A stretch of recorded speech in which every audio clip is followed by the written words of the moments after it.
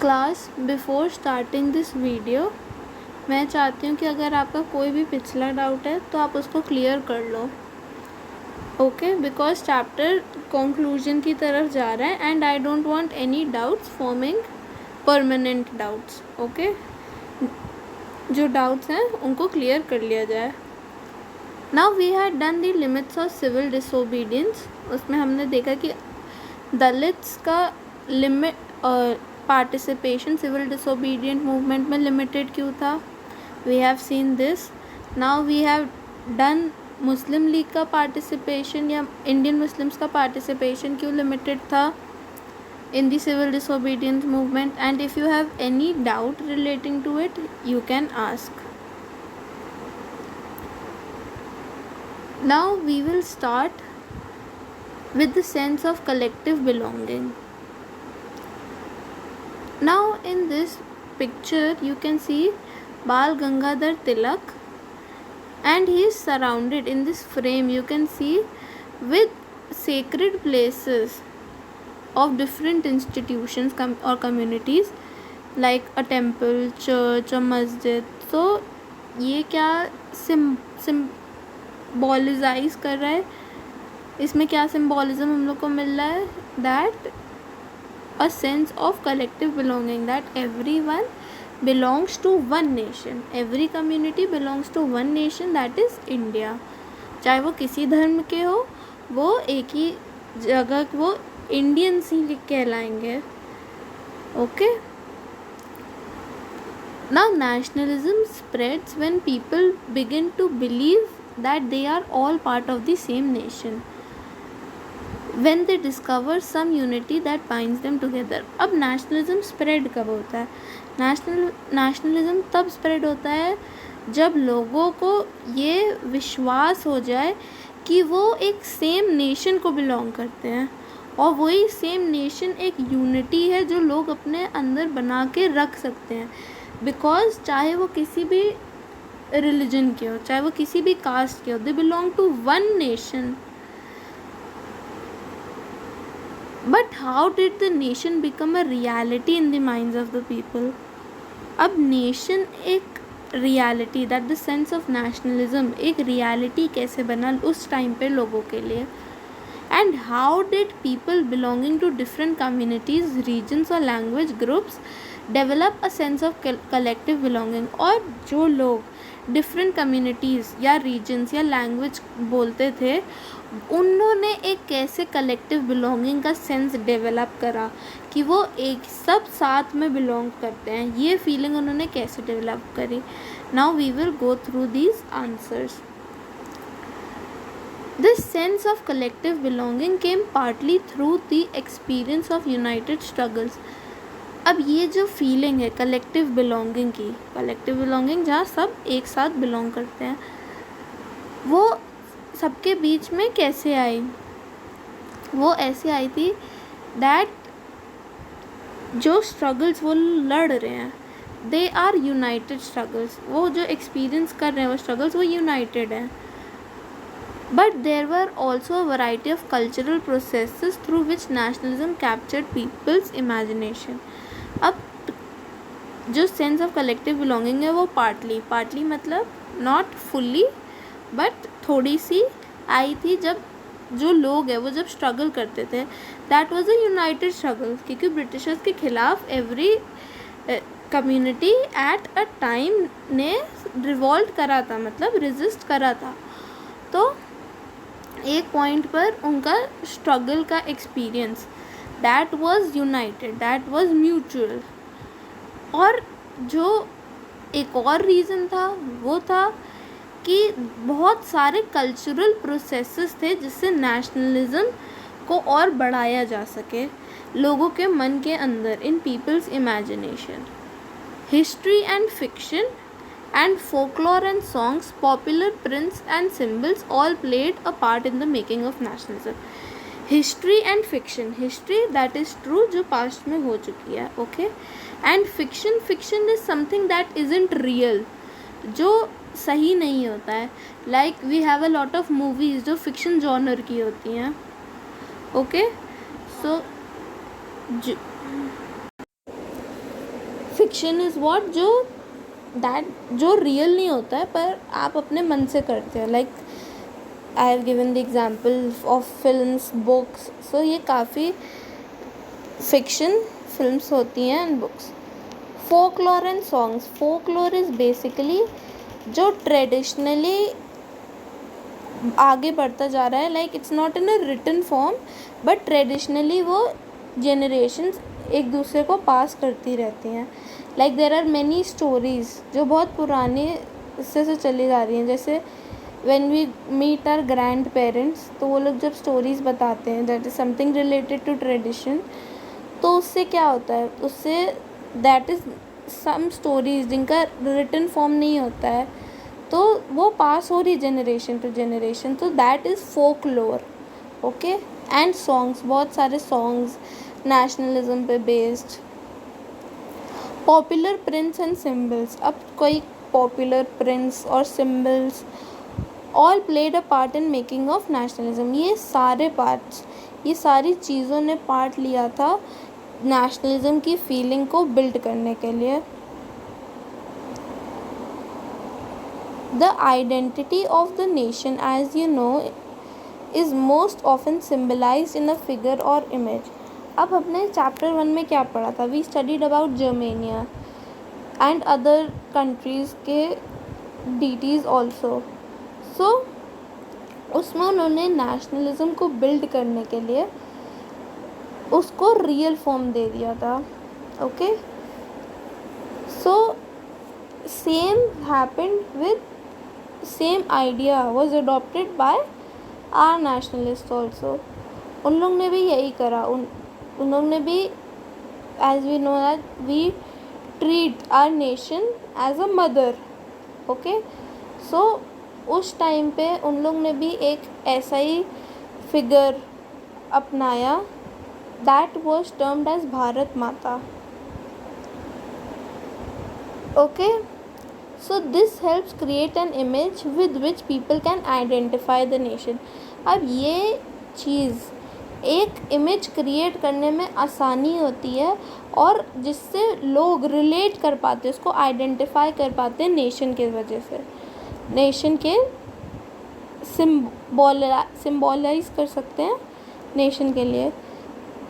It was in the 20th century with the growth of nationalism that the identity of India came to be visually associated with the image of Bharat माता.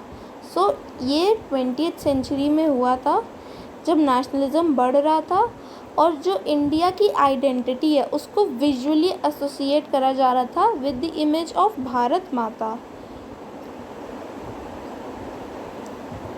Now this is a painting of Bharat माता जो अबेंद्रनाथ टैगोर ने बनाई थी 1905. इस figure में, इस mother figure में उनको दिखाया गया है कि वो लर्निंग, फूड और क्लोथिंग इन सब की she is the mother. The Mala in one hand emphasizes her aesthetic quality. Abhindranath Tagore, like Ravi Verma before him, tried to develop a style of painting that could be seen as truly Indian. और this style of painting इसको truly Indian बुलाया जा सकता है. Now coming back to the paragraph. The image was first created by Bankim Chandra Chattopadhyay. So जो first image Bharat माता की करी थी उसको क्रिएट करा था बंकिम चंद्र चट्टोपाध्याय ने. इन 1817 में उन्होंने ही वंदे मातरम लिखा था as a hymn for the motherland और लेटर उसको इंक्लूड करा गया था उनकी नॉवेल आनंद मठ में और वाइडली सिंग करा गया था during the Swadeshi movement in Bengal. So this is important क्योंकि इसमें से काफ़ी शॉर्ट आंसर क्वेश्चंस बन सकते हैं. Like who wrote Anand Math, who was Bankim Chandra Chattopadhyay, who wrote Vande Mataram, then what was widely sung during the Swadeshi movement in Bengal. So आप देख सकते हैं कि इस लाइन से, this line is very important, इस लाइन से कितने शॉर्ट आंसर क्वेश्चंस बन सकते हैं. Moved by the Swadeshi movement, Abhindranath Tagore painted his famous image of Bharat माता। अब इसी स्वदेशी मूवमेंट से जो चेंजेस हुए थे, मूव्ड बाय द, मतलब लाइक जब कोई चीज़ इज़ एट इट्स पीक, जैसे कि स्वदेशी मूवमेंट, उसी मूवमेंट में उन्होंने ये फेमस इमेज भी निकाली थी पेंट करके। In this painting Bharat Mata is portrayed as an aesthetic figure. She is calm, composed, divine and spiritual. अब इस फिगर में she is calm, okay, and composed, divine and spiritual, मतलब उनको काफ़ी सारे वो दिए गए हैं, लाइक वो काम है, वो कोई पैनिक वैनिक नहीं कर रही है, she is very calm, she is spiritual, उनको स्पिरिचुअल दिया गया है कि लाइक वो माला जप रही हैं, तो उनको एक स्पिरिचुअल आइडेंटिटी भी दी हुई है। इन सब्सिक्वेंट ईयर्स, मतलब आने वाले सालों में, द इमेज ऑफ भारत माता अक्वायर्ड मैनी डिफरेंट फॉर्म्स। जो भारत माता की इमेज थी उसने काफ़ी सारे डिफरेंट फॉर्म्स को अपनाया, as it circulated in popular prints and painted by different artists. अब ये जो भारत माता की इमेज है उसको लोगों ने अपनाया, दे रिलेटेड टू इट, और उन्होंने इसको डिफरेंट फॉर्म्स में बनाया भी। उन्होंने इसके पॉपुलर प्रिंट्स निकाले, देन काफ़ी सारे आर्टिस्ट ने इनको फिर से पेंट करा था। इसीलिए जो डिवोशन था वो और ज़्यादा बढ़ रहा था, और it was leading to a feeling of nationalism. Devotion to this mother figure came to be seen as an evidence of one's national feeling। जो डिवोशन शो कर रहे थे लोग इस मदर फिगर के लिए, भारत माता के लिए, वो एक एविडेंस था लोगों के अंदर नेशनलिज्म का। Ideas also developed through a movement to revive Indian folklore। अब काफ़ी सारे आइडियाज़ थे नेशनलिज्म के इस मूवमेंट में जो रिवाइव कर रहे थे इंडियन फोकलोर। मैंने आपको फोकलोर अभी ऊपर एक्सप्लेन करा भी है। In the late 19th century India, nationalist begin recording folk tales by bards and they toured villages to gather folk songs and legends। अब लेट 19th century इंडिया में जो नेशनलिस्ट थे वो फोक टेल्स को record करने लगे थे, sung by birds, और विलेज टू विलेज जा रहे थे जिससे वो फोक सॉन्ग्स कलेक्ट करते थे और लेजेंड्स कलेक्ट करते थे। लेजेंड्स मतलब काफ़ी जो पुरानी टेल्स होती हैं, like we have some the legends of something ना, आप कोई भी like there is a movie the legends of Tarzan, तो जो एक क्रॉनिकल होती है जो उस पर based, that is called the legend. And bards are same typically, जिनको कभी लिखा विखा गया नहीं है, पर वो ट्रेडिशनली पास होते रहते हैं फ्रॉम जनरेशन टू जनरेशन। ये स्पेशली सॉन्ग्स या राइम्स या ऐसे ही कुछ होता रहता है। Okay, so there is a variety of things that can be included in bards. It was essential to preserve this folk tradition in order to discover one's national identity and restore a sense of pride in one's past। अब ये काफ़ी ज़रूरी था कि traditional folk को preserve करा जाए ताकि जो लोग हैं वो डिस्कवर कर सके अपनी नेशनल आइडेंटिटी को और रिस्टोर कर सके अपना pride in one's past. Because before India came to be colonised, मतलब ब्रिटिश रूल आने से पहले जो, या फॉरेन रूलर्स के आने से पहले, इंडिया का भी बहुत ग्लोरियस पास्ट था। तो उस पास्ट को निकालना वापस, दैट वाज वेरी इम्पोर्टेंट कि लोग उस पास्ट में प्राइड ले सकें और एक नेशनलिज्म की फीलिंग बनाए रख सकते हैं। Now I missed a line, इससे पहले था These tales, they believed, gave a true picture of traditional culture that had been corrupted and damaged by outside forces। ये जो टेल्स होती थी like the birds, the folklore, उनको लगता था कि ये ट्रू पिक्चर देती हैं एक ट्रेडिशनल कल्चर का, और ये जो फोक लोर था वो कहीं ना कहीं करप्ट या डैमेज हो रहा था आउटसाइड फोर्सेस की वजह से, तो उस चीज़ को प्रिजर्व करना वॉज वेरी नेसेसरी। बिकॉज अगर कोई भी कम्युनिटी आएगी लाइक बाहर से, सपोज द ब्रिटिशर्स, अगर वो ब्रिटिशर्स आए हैं तो वो अपना इन्फ्लुएंस ले कर आएंगे जो हार्म करेगा आपके ट्रेडिशंस को। सो ट्रेडिशंस को प्रिजर्व करना is very important. In Bengal, Rabindranath Tagore himself began collecting ballads, nursery rhymes and myths and led to the movement for folk revival. अब बंगाल में रविंद्रनाथ टैगोर खुद ही कलेक्ट करने लगे थे ballads. Ballads are short stanzas और some short lines जिनको orally वो करा जाता था, और नर्सरी राइम्स या मिथ्स आर समथिंग जिनका कोई साइंटिफिक प्रूफ नहीं है।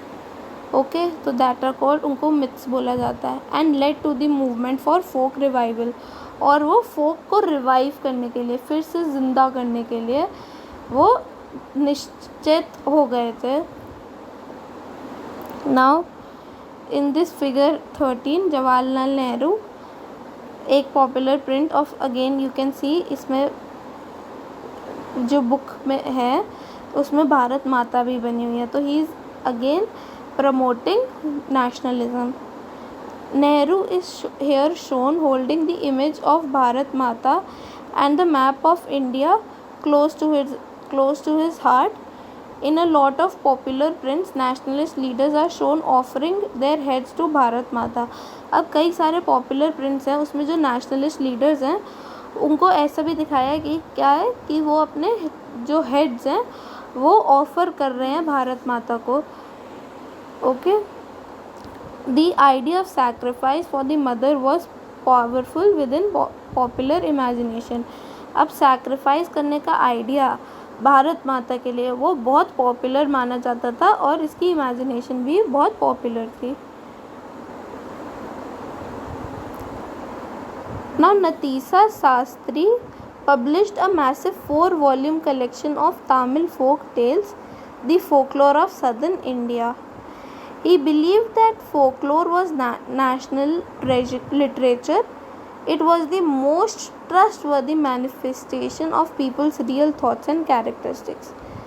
अब मद्रास में एक नतीसा शास्त्री थे जिन्होंने 4 मैसिव 4 वॉल्यूम कलेक्शन, 4 वॉल्यूम मतलब दैट एक बुक को, उसी बुक को एक वॉल्यूम बोला जाएगा, अगर उसका सेकंड पार्ट आ रहा है तो उसका second volume, third part third volume and the fourth book will be named as the fourth volume. तो उन्होंने 4 वॉल्यूम्स निकाल गए थे and there were massive, there were very big collection था उसका, और ये तमिल फोक टेल्स का पे बेस था और इस बुक का नाम था the folklore of southern India. उनको लगता था कि जो फोकलोर है वो नेशनल लिटरेचर है, नेशनल लिटरेचर है और ये मोस्ट ट्रस्टवर्दी मैनिफेस्टेशन था पीपल्स और उनकी थॉट्स और उनके कैरेक्टरिस्टिक्स का, क्योंकि जो पास हो रहा है tradition, it is a traditional thing, तो उसमें कुछ ज़्यादा सेंसरशिप या वो नहीं करी जा रही थी। और इसमें जो ट्रेडिशनल फोकलोर है उसमें आपका कुछ ज़्यादा करेक्शंस नहीं होते हैं, तो उस टाइम के जो लोग हैं उनकी थॉट्स और कैरेक्टरिस्टिक्स बहुत ट्रस्टवर्दी, कि उन पे ट्रस्ट करा जाता है, you know, there are no corrections made, और उस टाइम पे जो चीज़ें थी वही लिखी गई हैं। So we will do till here only and we will just see the figure 14 of Bharat Mata as we have discussed much about Bharat Mata. अब इस फोटो में आप देख सकते हैं कि भारत माता ने ट्राई कलर फ्लैग पकड़ा हुआ है, so she is promoting nationalism. This figure of Bharat Mata is a contrast to the one painted by Rabindranath Tagore. Here she is shown with a trishul standing beside a lion and the elephant, both symbols of power and authority. अब जो अबेंद्रनाथ टैगोर ने बनाई थी ये painting, इसमें क्या था, she was काम, स्पिरिचुअल, डिवाइन, ये सब क्वालिटीज़ थी और इनको एक एस्थेटिक क्वालिटी मिली हुई थी। पर ये जो पेंटिंग बनाई गई थी ये कॉन्ट्रास्ट है, क्योंकि वो लायन और एलिफेंट के साथ हैं जो सिंबल्स होते हैं पावर और अथॉरिटी के। ओके, सो अब हम देख भी सकते हैं कि भारत माता के कितना लोगों ने एक्सेप्ट करा था और उनके कितने कितने डिफरेंट फॉर्म्स निकाले थे। So we will start from as the national movement developed in the next video, and if you have any doubts still here you are free to ask in the group। सिर्फ एक message करना है कि आपको क्या doubt है और उसका स्क्रीनशॉट भेज दो कि आपको कहाँ से डाउट है, सो मैं अच्छे से और एक्सप्लेन कर पाऊँगी आपके डाउट को।